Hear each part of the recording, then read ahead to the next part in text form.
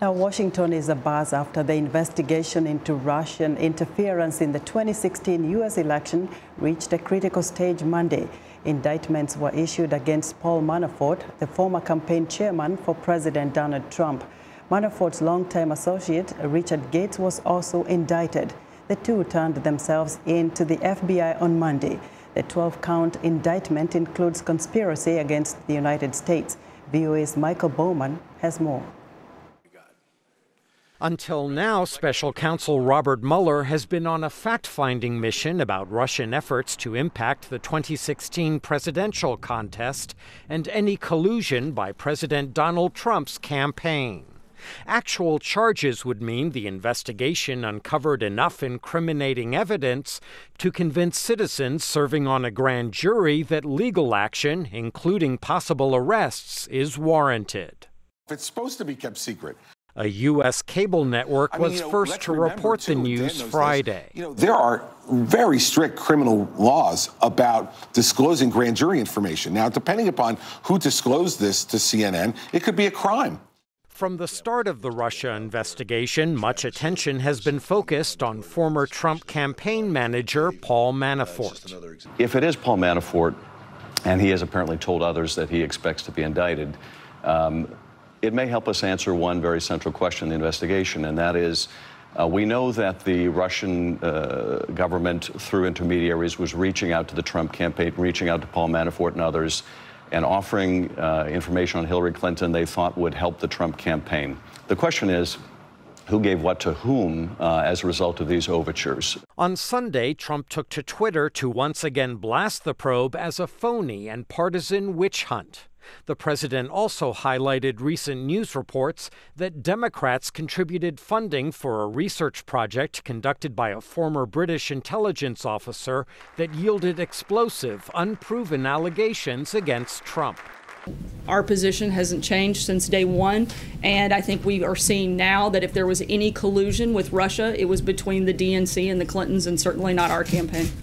Congressional probes have yielded public testimony that Russian-orchestrated hacking and disinformation campaigns targeted rather than helped Democrat Hillary Clinton's 2016 presidential campaign.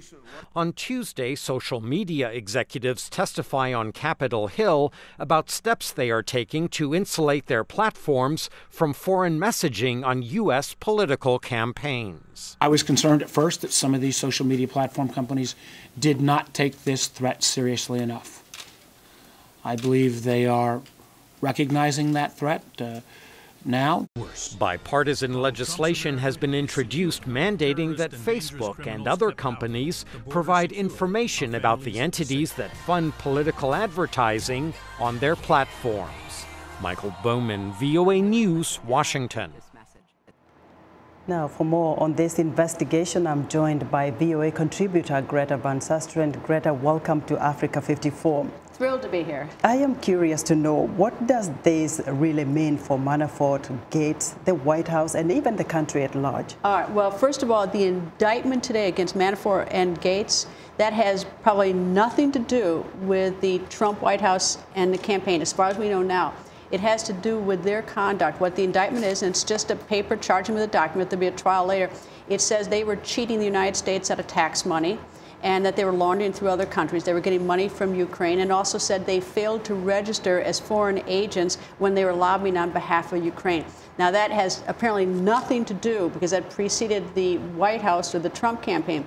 The bigger problem for the Trump campaign today is this, is that someone named George Papadopoulos, who on October 5th, he was a foreign policy advisor to the campaign. On October 5th, he pleaded guilty to lying to the FBI when the FBI began investigating last January whether or not there was Russian meddling into the election 2016 and whether there's possible collusion with the Trump campaign. This man who pleaded guilty, he has not been sentenced yet. He was part of the campaign and he lied to the FBI when they asked him questions about it, and he has admitted it. So that does lead towards the Trump campaign. Whether there's any responsibility or guilt on the part of the Trump campaign, we don't know, but that one could. So where would this probe be leading next, especially when you hear somebody like that, very close to the administration at that time, lying to the FBI?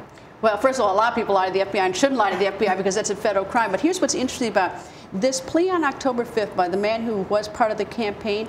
He has not yet been sentenced. He'll be sentenced some other time, but I was a criminal defense lawyer. But the reason why someone pleads and you don't sentence them right away, you waited a long time, is because you want to hold it over their heads so that the person doesn't wander off and decide to change a story. And it's also to encourage other people to come forward, because whoever comes forward first with information gets the best deal from the government. Because this man who pled guilty on October 5th, I'm sure he's hoping for probation. And right now, is the more he cooperates with the prosecution, the more likely he's going to get probation. I don't know that he will, but that's been unsealed today. That's the big surprise. Now, Greta, do we expect more bombshells, more indictments? Who is probably next? Well, we always expect bombshells. I mean, this is Washington, D.C., after all. But this is an effort to see whether or not there was corruption in our election. And, we take it very seriously. We're having a very rigorous investigation, although it's not without some controversy. Some people think it's a witch hunt. Some people think it's trying to get to the bottom of it. But we are just at the very beginning of this. This is by no means the end. In fact, Manafort and Gates, who've been indicted, not convicted, but indicted on these financial crimes and fraud against the United States, they'll have a trial probably a year from now. The man who pleaded guilty, that's the tip of the iceberg. Something's going on in this investigation, but we don't yet know. This is just the beginning. Oh, Greta, thank you so much for your insight into this. Greta Van Susteren is a VOA contributor.